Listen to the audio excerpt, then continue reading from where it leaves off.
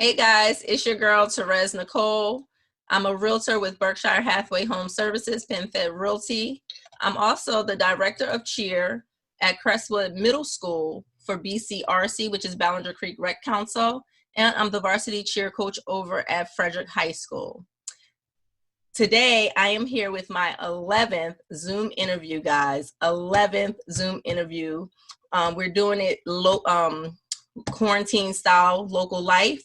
We're here, in home with the stay-at-home order because we're social distancing. I am talking with Aja Hill today about him hope dealing in the community.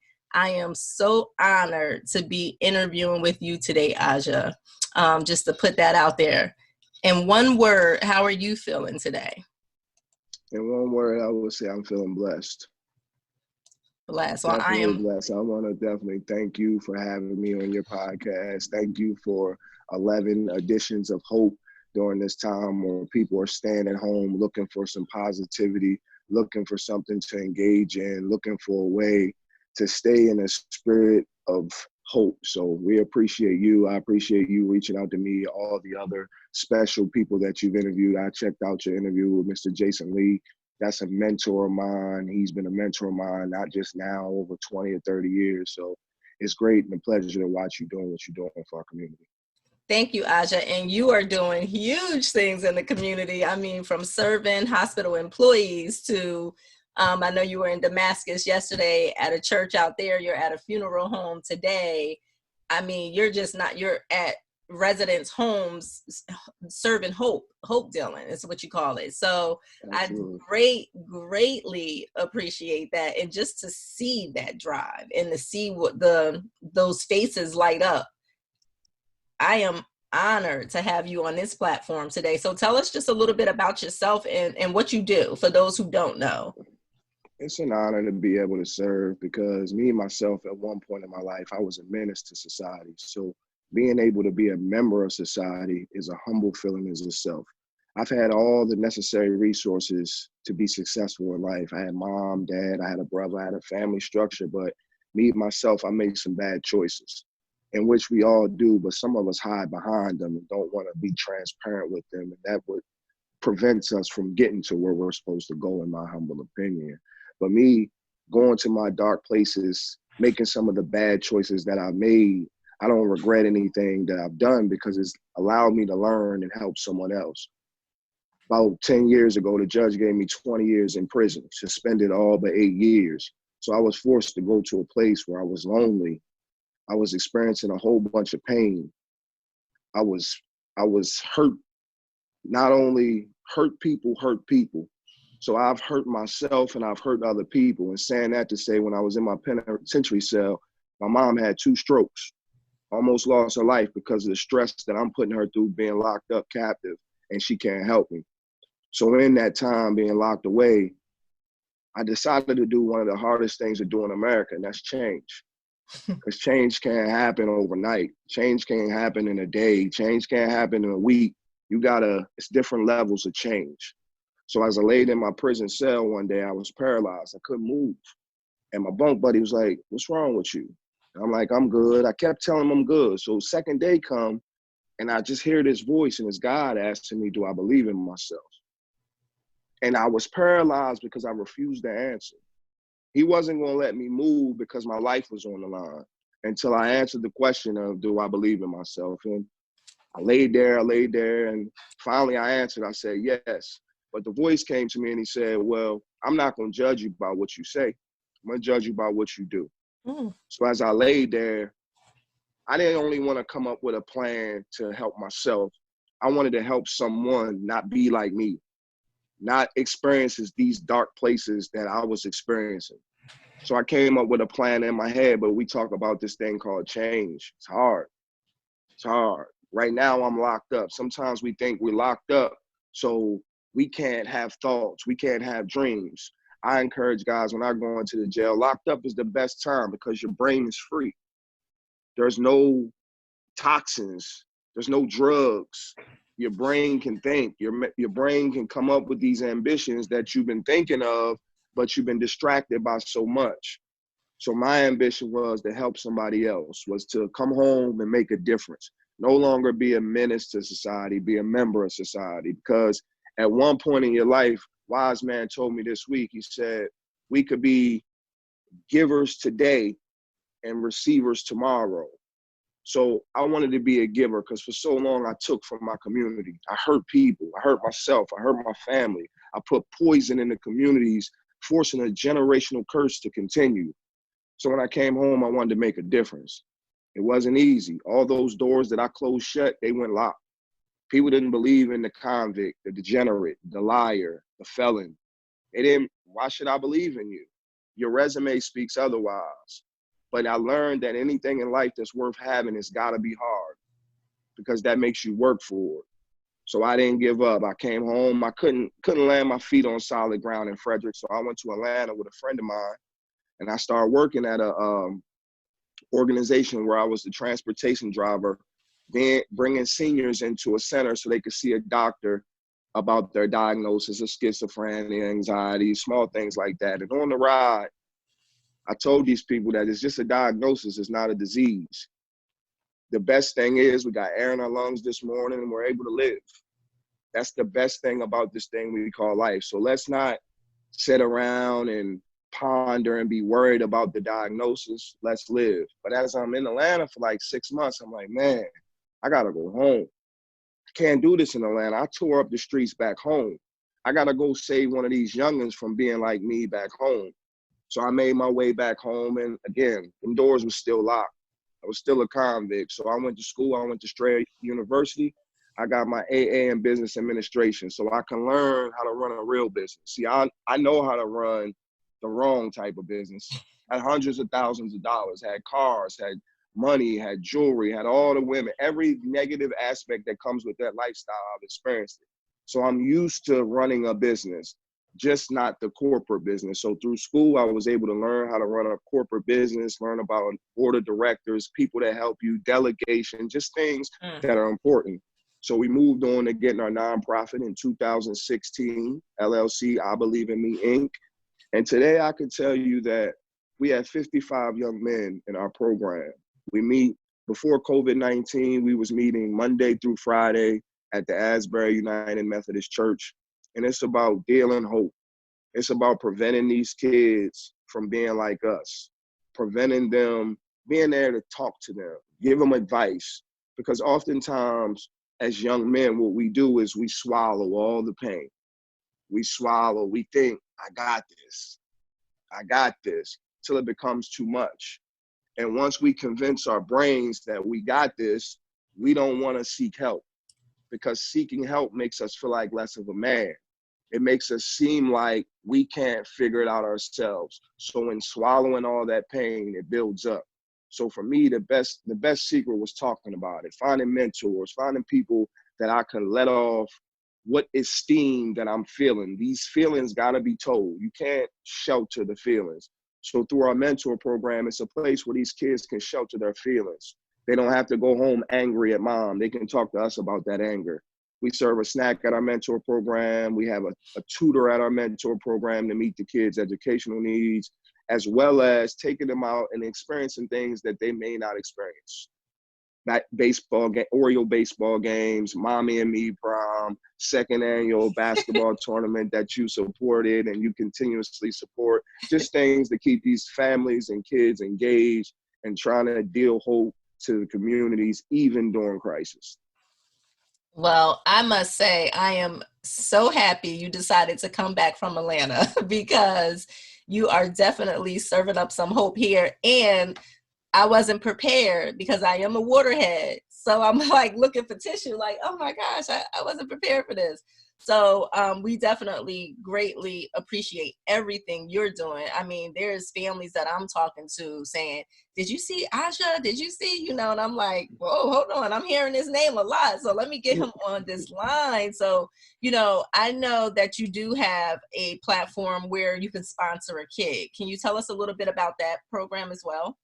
Yes, ma'am. It is truly the community, the foundations that continue to show up and do ordinary things that make it extraordinary for our organization. So Our sponsored kid program is kind of like $44 a month. If we do the calculation, we know even outside of crisis, some people don't have a lot of money. Money, sometimes support, sometimes consistency replaces money. So we've broken the number down to $44 a month for a whole year. If you do it for a whole year, it gives us $600 a year. If you do it for 24 months, it gives us $2,000. And that enables us to have stability with these kids, enables us to be able to provide a snack, provide these interventions that you're talking about, that you participate and sponsor into. Because as we know, as we come to an AAU basketball game, sometimes it costs about $20 to get in an AAU basketball game. But when you came to the I Believe in Me basketball tournament, we were only charging $2 because we want the families inside of the gym. We want the families to be engaged. We want the hope to be delivered in the same atmosphere and everyone to get the same positivity. So it's important to us to, as much as we receive, to continue to give back quadruple. And that's just not a basketball game. I mean, you guys go above and beyond. It's a barbecue. As a DJ, I see balloons and activities for the family. So you guys are not only changing lives for the children, you're changing the dynamic of a household, which is keeping everybody involved. So, you know, what you're doing is huge. And if you can just change the lives of one person, that's making a difference. But you're changing the lives of many, because I see a lot of the young gentlemen, because I coach at Crestwood Middle School, that came through that school, and they're standing with you, they're standing beside you. So you're not just saving the young youth, you're also going out and getting the younger, or the older youth as well, which is a good thing, because they can connect with the young youth a lot better than parents can. So tell us a little bit about that. I like to say, that's a great point you just made, but I like to say this. The degree that I got, you can't buy it online. You can't buy it on the computer anywhere. It's experience. Me going to prison, they don't offer that experience anywhere. Me rebelling from my parents, me being a disrespectful knucklehead, that experience is rare. So what I'm able to deliver to these kids is what they believe is cool, what they believe is hip, and that's what their homeboy wants them to do. But I'm a witness, I'm a testimony that can bring them real statistics of what that lifestyle is going to get you. It's going to get you penitentiary or casket. And I know because I lived it.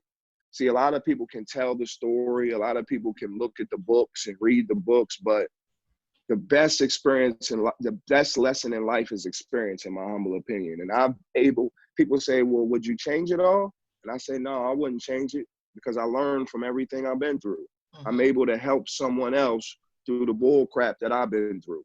So I would do it all over again. People say, you wouldn't do a three. No, the 180 is fine, because it puts me where I am today.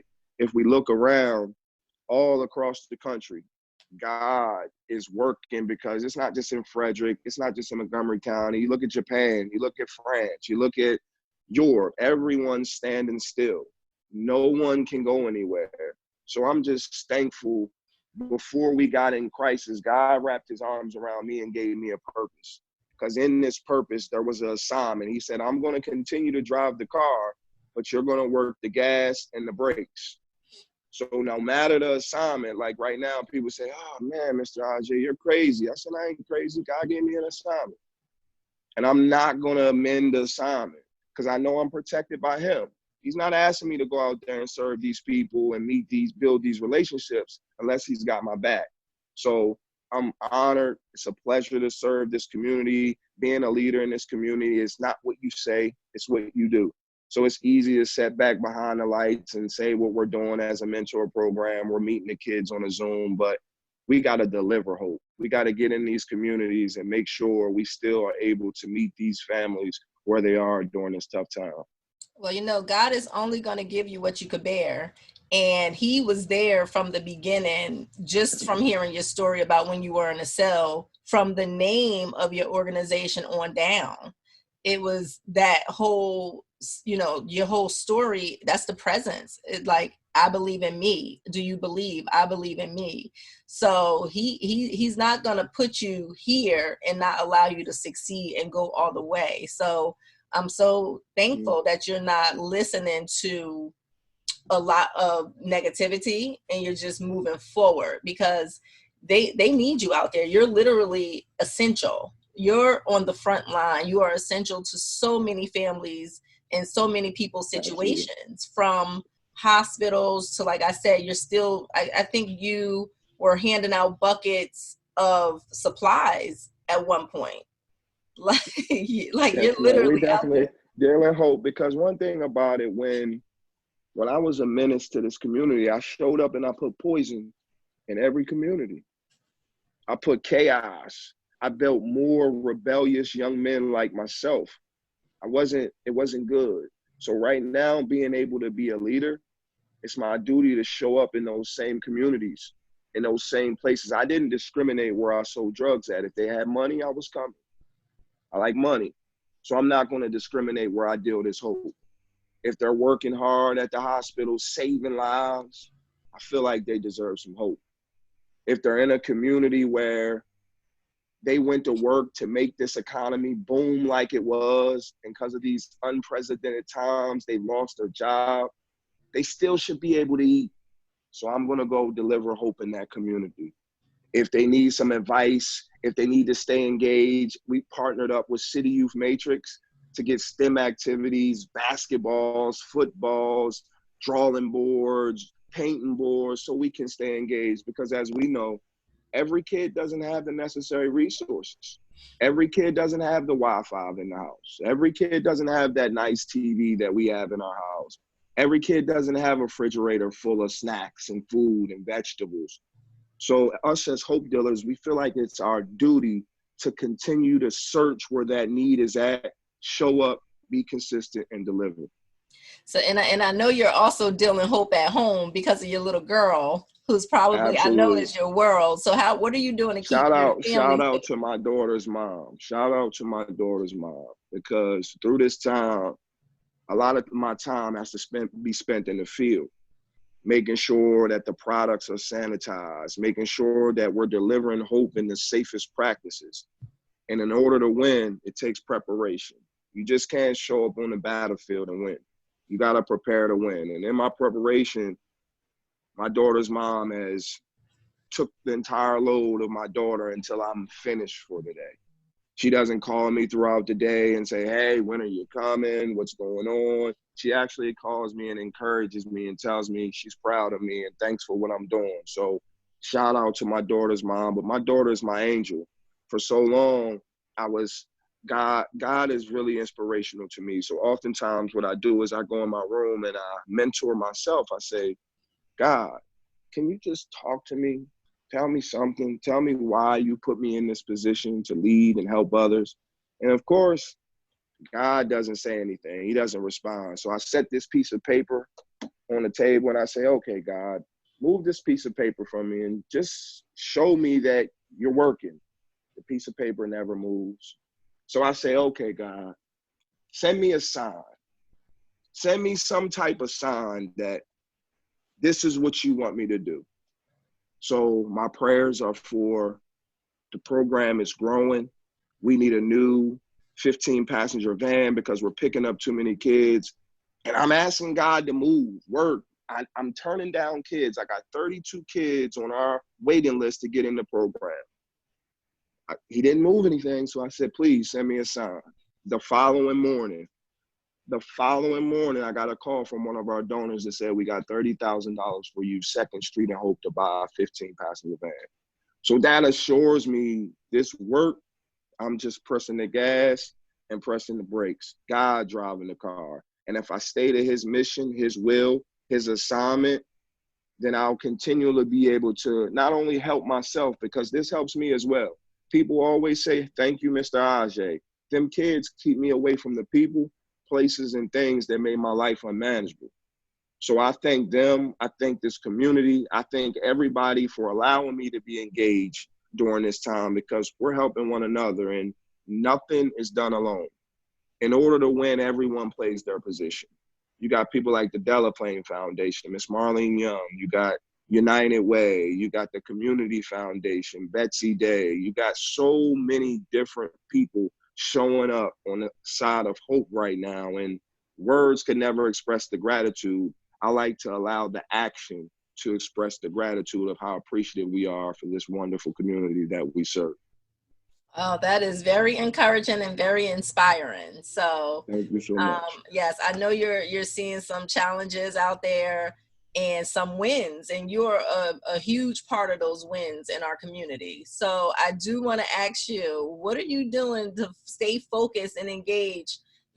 On your purpose. I know you're out there dealing hope in the community. Are you doing anything for yourself, like first love yourself? Have you been reading any books? Any? Absolutely. I have a great set of mentors that I can call and vent to, speak to about Jason Lee, Mr. Derek Shackelford, guys that I can call and I don't have to monitor what I'm saying. I can give it to them straight. And before I act on my irrational thoughts, give me sane advice.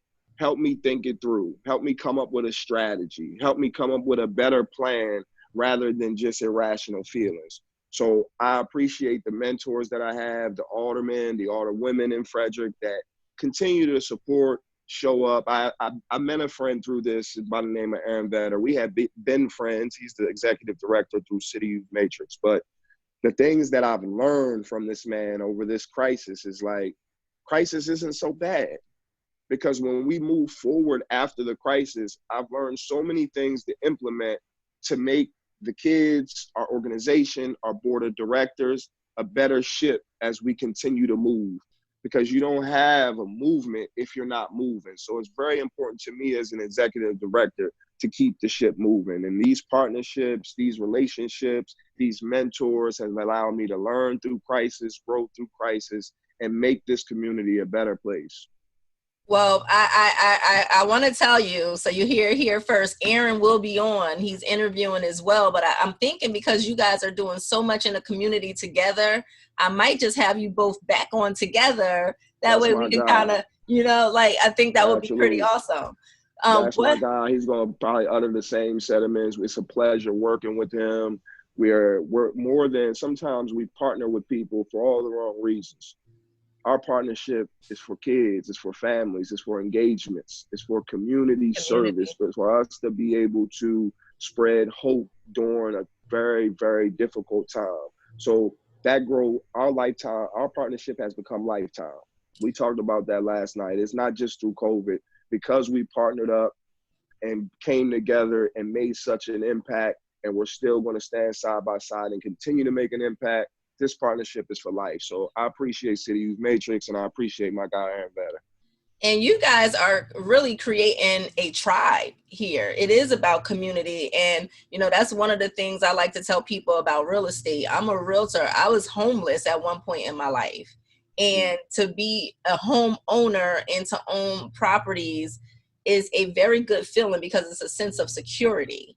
So to be able to change lives through real estate is huge for me because people don't understand how much they're losing by renting and so forth. I'm not going to get into this whole platform, but what you guys are doing, we kind of live life, we learn through life, and then we want to help change life for others. So you guys are both um, role models for a lot of people in the community. So what advice can you give to the community members right now? I mean, we're actually about to start opening up and opening up the community through the pandemic. How, what advice can you give people on just going back into life? I would definitely say be safe, continue to wash your hands, be encouraged, but don't be in a rush to get back to life, because sometimes we're in a rush to get back to life and we lose life behind it. So I would say move at your pace. Don't move at the governor's orders pace. Don't move at your church pace. Don't move at your job's pace. Move at a pace that's comfortable for yourself. Let's ease back. Everyone has convinced us how much of a pandemic, a crisis it's been. So entering back into a crisis without the proper protections and alarms and self-safety measures could be dangerous. So what I would inform is be patient, move slow, and take your time in whatever you endeavor in moving back into the community. And you said it earlier, when you're still, you can just learn so much about yourself and figure out what you could be doing next. So, you know, people, I'm interviewing the next set of people I'm interviewing, they actually been reinventing themselves through COVID, you know, started a new business. And I was just like, wow, this is amazing, because this is how we should have used this time. Absolutely. I totally agree. Yep. We didn't have to have the difficulty to start a new business, because hope dealing can stretch from so many different angles. I could have a conversation and I'm still within the mission. One of these kids called me and just needs some uplifting words, some encouragement, a reason of being. We're hope dealing. So the food service activities where we're taking food into it's hope dealing. We're not food service people, but God is allowing us to move his word, to move his message through food right now. And we're just thankful to be able to do it. And you talk about team, people like Brad Young. This guy has shown up, gotten us freezer space, gotten us refrigerator space from the Frederick County Public School Board freezers. Like, this stuff just doesn't happen, because one of my biggest dilemmas is, where are we going to store all this food? We got food for a whole week. We come up with 100, 150 tons of food in a week. But Mr. Young, a phone call away. And not only does he get me storage space, every day we go out into a distribution, he's right there on the front lines with me, pointing patrons in, keeping people socially distanced. Him, Mr. Daryl Whiten. There's so many places these guys could be. There's so many tasks that they could be taking care of right now. They could be with their families. Mr. Young's got grandbabies. Mr. Whiten's got daughters, but they choose to come back into this community and give back. Like I said, and this comes from Mr. White, and he taught me that this week. Today, we could be receivers. Today, we could be givers, and tomorrow, we could be receivers. It's very important to understand that, and it's a lot of humbleness in that message. And getting stuff like that from guys like that in the field while we're working is stuff that we'll never forget. Well, you can look at that from another aspect as well. So if today we could be givers and tomorrow we could be receivers, who do you want to create to be the one serving you? Do you want to create hope dealers, or do you want to create menace? Because we want to create more hope dealers. Like, I could share a story with you. I'm able to go into the Frederick County Adult Detention Center with Mr. Mike Folio. On the other And side. on the other side, that's a humble feeling, because I'm used to go. I went in there handcuffs about 23 times in my life. So to go in there with no shackles, with my regular clothes on, and be a human being is a special feeling. But going in there, we're going in there for a purpose, because the thing about a legacy is it's got to last. It's got to keep going. So I got to recruit more young men that want to change, but just don't know how, and allow them to see my story, allow them to see what I've been through, allow them to see the pain, the trial, the tribulation, everything that I've been through, to say, hey, bro, I'm a testimony. You don't have to keep going through this. We can start right now and we could change. But they got to know they got to start somewhere. See, because if they don't believe in themselves and starting somewhere, they'll never be able to get to where they're going. So with that, I met a kid by the name of Jamontrez Williams. He was 16 years old when I met him at the Frederick County Adult Detention Center. And when I seen him, I seen life, but he was afraid to live. The whole life was there. It was beaten out of his heart. I could see it through his inmate uniform. But he, because of the things he's been through, because of the things he's seen, because of the lack of love, he was afraid to live. Now, he's always had people in his life that tried to stick by him, but because of experiences, situations, he chose to rebel. But when I seen what I seen in him, it was life. It was like, kid, you can save someone. You can be an impact in this community. So through conversation, not through telling him what I wanted him to be, through conversation, he started to believe in himself. He started to ask questions about the mentor program. He started to come downstairs and speak to those kids in the Youth for Offenders program. And his voice was not only loud, but it was very informative because some of those kids looked up to him.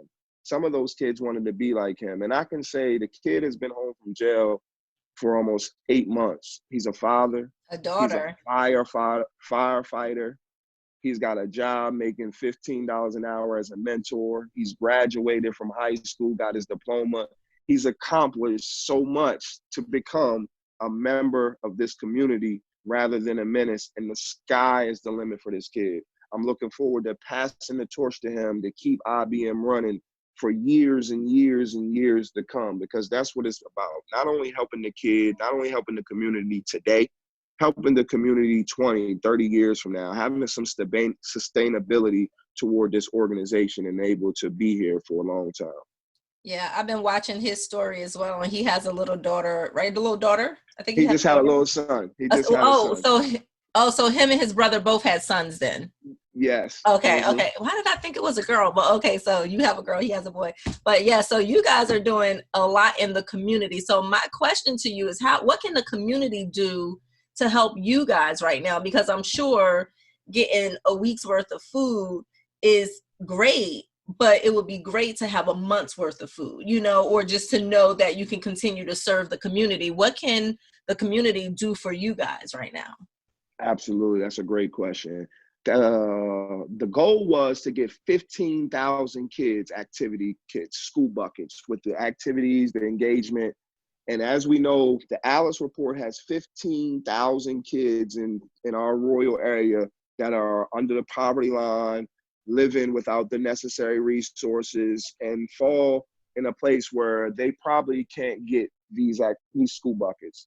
So in that, we're building a lot of esteem through foundations, but helping with food, we're building partnerships. We're trying to make people's money work. We're trying to control waste. We don't want to waste food. We want the food to definitely enter into the family's homes.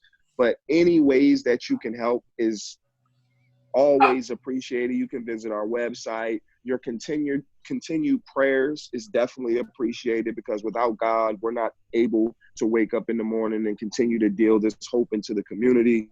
Your words of encouragement definitely mean a lot to someone like me, because at one point in my life, I got words that I was a piece of nothing. So you telling me that my efforts to be a better person, that means the world to me. But any monetary donations, we definitely appreciate you, and words would never express our gratitude. Well, I'm going to go ahead and sponsor a child right now. So Oh, you're once awesome. we once You're we awesome. hang up from here, we'll You're kind of awesome. figure out how that is. And then however other families or other community leaders can give, I'll provide that link on this I'll video. provide you with the website link. The information about the sponsor the child is on the website link. The colleagues can get back to them if they have any more questions or concerns about how to take on the sponsor the child link. But I definitely appreciate you. I appreciate what you're doing for Always. this community. I love the local life in the background. You got the Mm-hmm. logo jumping for the podcast.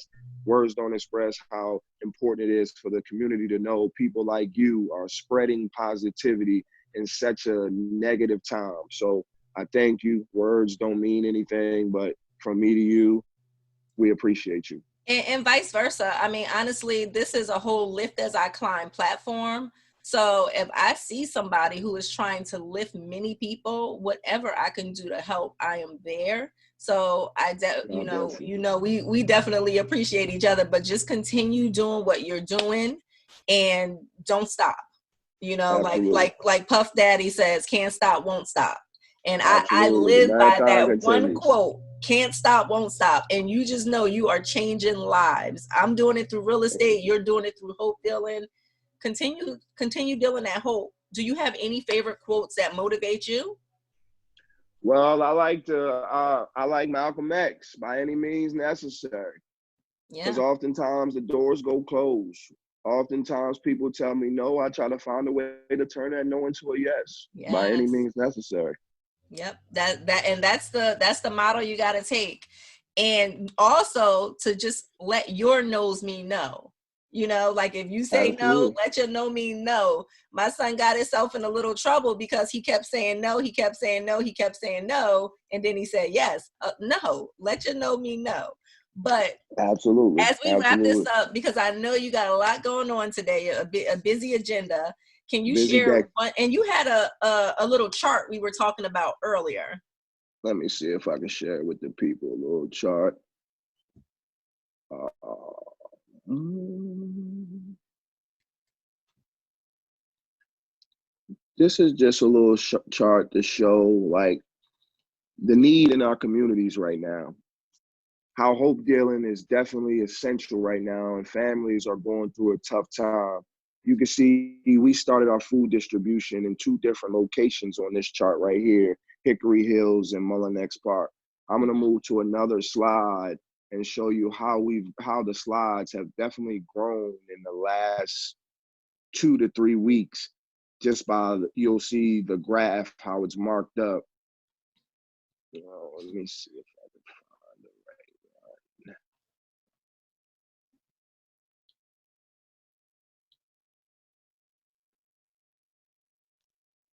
Here's some of our budget costs, and we provide senior bags. So those are some of the items we put in our senior bags. We provide a hope box to keep our kids educationally grounded with this online learning. We don't want them to wake up in the morning and not have the necessary resources and don't want to learn, because the brain needs stimulants to want to learn. So we like to provide a hope box with some items in it. And then our food distribution budget per week, those are the items that we're having in our distributions. It's very important to treat these people like human beings and try to put the same items they're accustomed to having on their dinner table for them to be able to eat during this crisis, and not choose for them what they should eat. So we try to get a variety of items for our families for our food drive. And here's for everybody that may need, I'm going to put up a slide of the upcoming food drop today and tomorrow and next week's food drop. So, only thing I encourage is come if you need. Don't come if you just want, because there's people that really need. So come out, stand in the lines if you need. So there's a picture of the food drop schedule for the rest of the week. We'll be at Stafford's Funeral Home today at 3 o'clock. We'll be at Hickory Hills tomorrow at 4 o'clock. And again, if you need, please respect the volunteers. Please respect your other patrons that are in line. But come out, we'll definitely deal some hope, and we love to help during this time. And one more slide I'll share is next week's. I like to be prepared. I told you one thing about winning, you got to be prepared. So here's a slide for next week's food distribution.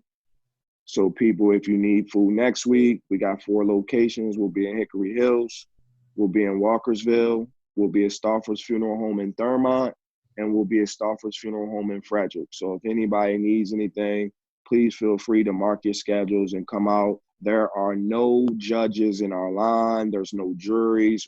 It doesn't matter. We don't take IDs. We don't take any information besides the fact that you believe in yourself and you're trying to help your family.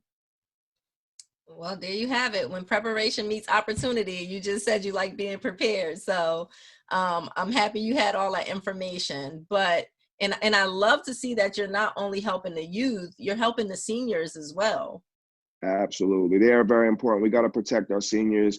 The governor has given orders that it's not safe for them to come outside. So we have an immune compromise and a senior citizen service where they can call the hotline, and we have volunteers at the Strong Tower Church and the Difference Makers Church prepare their bag and deliver it to their doorstep. So it's just an honor to be partnered with so many great people that are willing to serve. Wow. So Aja, on that note, share one positive energy or thing that you're in control of right now. I know with this whole COVID-19, a lot of people are like, losing it a little bit because they're used to being in control of their lives and their daily situations, and now they're in a line to pick up food and so forth to provide for their families.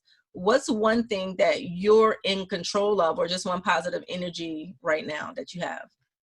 I think that we have something to do with people's mental stability right now, the way they're thinking, knowing that there's someone that cares about us, knowing that there's people in this community that know there's a crisis, but stand up and deliver leadership through food, through school buckets, through volunteerism, through advice, through guidance, however it may be, whatever you may need, that we're standing in the gap even through a tough time. So being able to provide that support, being able to provide that extra guidance is a humble feeling, and that makes us the hope dealers that we are. Well, Aja, thank you so very much for being here with me today. I greatly appreciate your honesty, your vulnerability, and hopefully, you know, once we get off the line today, I'll get that information so I can sponsor that child. And we just have many others stepping up and helping out as well, because this is our community that we're talking about, and we are in the process of building a tribe here. I So totally agree with you. After COVID, we got to worry about these kids that are in the house that have outgrown their clothing size, that don't have the soap and the towels and the necessary resources. So COVID may be now, but for some, it's going to get worse. So having people like you to step up and participate in hope to help someone else, it means the world to us. And we assure that the kids within our reach are definitely thankful for you sponsoring them and helping this community. So words can't express our gratitude. We're definitely thankful for you. my pleasure. And guys, thank you all for watching, but don't forget to subscribe, like, and share so others can subscribe and share as well as we continue making community connections. This channel is for you guys, so you can know what programs are out there, programs like Aja's and other programs, yoga and health and wellness. So this is to kind of help us all stick together through this COVID-19 and after. So again, thank you, Aja. I'm going to go ahead and close us out here.